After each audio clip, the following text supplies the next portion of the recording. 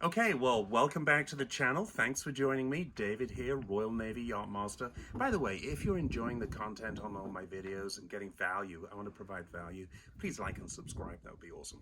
So today's subject is how to use a winch, okay? Well, especially for you sailors, okay? When you're trimming your jib and trimming your mainsail and all of that stuff, you need some muscle power, right? You need a winch. Now, today's winch that I'm using, just for the convenience, we're on a charter boat here in Croatia. I'm actually using the dinghy pulley system to provide me with some load to demonstrate. And we're not sailing because that would by definition have a lot of wind noise for the camera. So I'm going to use this winch just to demonstrate the principles. It's all exactly the same if you're trimming a sail. I'm just trimming a dinghy here today for demonstration. Okay, so come with me on this. So, winches. Winches only work in one direction. It's always clockwise. If I try and go the other way, it won't go. But I can use that to my advantage. This is what's called a self-tailing winch. Okay, I'll describe the feature later. And then this is a winch handle, and you'll notice it has this plate here that I can turn with the key, and I can adjust the plate here. This is very important. I'll speak about this in a minute. So let's talk about how we load up a winch and how we actually use it. There's a couple of things that we always do. We always come around clockwise. We load it up. We pull the slack out of the rope here. I'll talk about riding turns in a minute. We load it up, and then to come onto the self-tailer here, we come across, and then you see the groove that runs around the top of the winch? Then we lock the rope into the self-tailer so it's held. So this winch is now ready to go. When I use the term self-tailing, the older style winches that didn't have this attachment, you had to tail. And let me illustrate that. Someone had to pull the rope while someone else did the winding, all right? And because if you don't keep tension here, tailing, you turn the winch and nothing happens, right? So you had to keep a tailer, someone tailing and pulling to maintain tension. Now with our self-tailing winches, this does it for us. And so lesson number one, I really want to emphasize this, you don't need to tail a self-tailing winch, okay?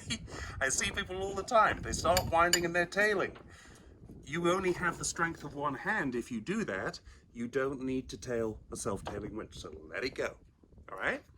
That now gives you two hands. So let's talk about the winch handle. So as I said, it has this locking plate. Super important that when it goes in, you adjust and the handle goes in properly and locks. It's held. Goodness forbid if you get it in partially. You think it's in, like that. You start applying power to it and it flips itself out and takes your teeth out. So it's super important that it locks, all right? Now, let's talk about body position. This is all about muscle power. If I stay sitting this way and I use one arm, I can barely even reach it, let alone get any muscle power on it, okay? So body position is important. Racing, we don't do anything sitting down. We get on top of the winch with both hands. On top of it, I can apply full power, okay? Whether I'm kneeling on the bench or whether I'm standing with a strong body position, boom, full power, okay? So that's the power. Let's talk about the winch mechanics. This is a 2-speed winch. If I go this direction, you see it pulls at that speed with a moderate pressure on the handle. And as the winch gets loaded up, you can then go back the other way where it's a different gear. It'll be slower but lighter pressure. This winch actually isn't working in that direction, but that's okay, it illustrates the point. So it's a 2-speed winch. We go this way with moderate pressure but good speed. We go back that way with light pressure,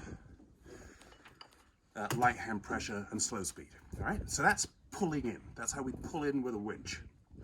Let's talk about how we ease out, and then we'll talk about riding turns and how to avoid those. So imagine this is now your Genoa winch on your sailboat. It's under a lot of load, okay? And it's time to tack. We've got the order prepare to tack. So the first thing you want to do is keeping your fingertips away from this. You're going to peel the rope out of the self-tailer. Now look, it's just held in this final portion here. And as we come out of this final portion right here, boom, that's where the pressure comes onto the tail just a little bit. There's barely any, but if I let it go, oh, it's gonna go, all right? So you need to keep a moderate pull this way just to hold it. Now, the next thing is when you actually come to tack. So what you wanna do, if you're able to, if you're on a bigger winch and you've got 8 turns around here, you don't want to be taking 8 turns off while you're in the middle of a tack.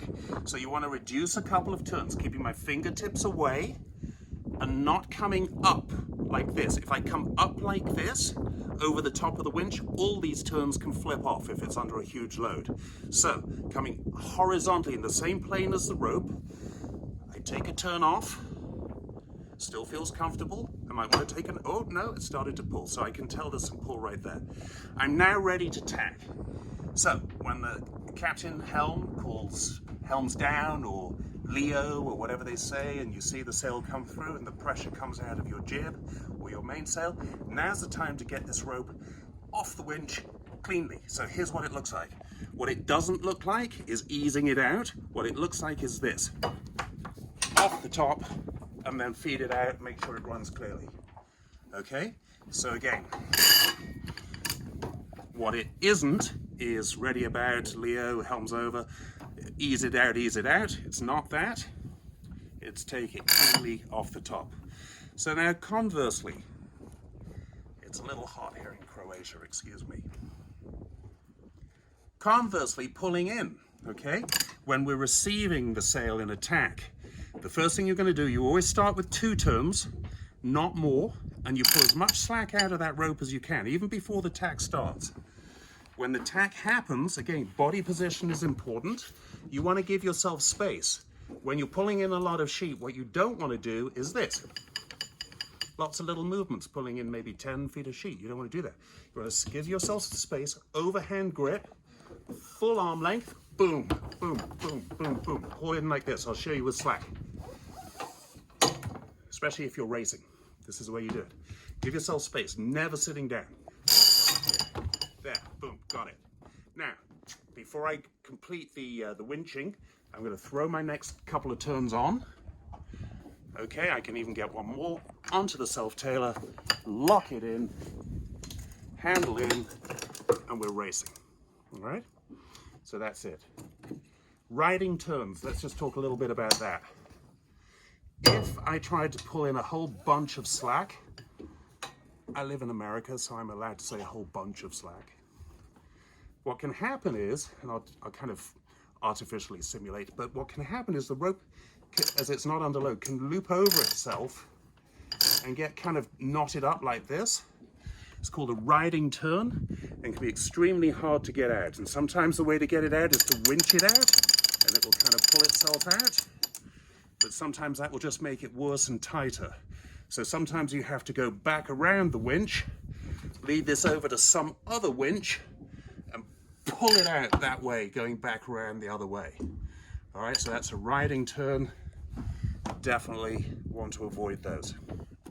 All right, I think we covered everything. How to use a winch, get your muscle power, body position, number of turns. Don't try and tail a self-tailing winch. That's what it's for. Okay, I hope this was helpful. Hope this was useful. We'll see you out on the water. Visit me at royalnavyyachtmaster.com.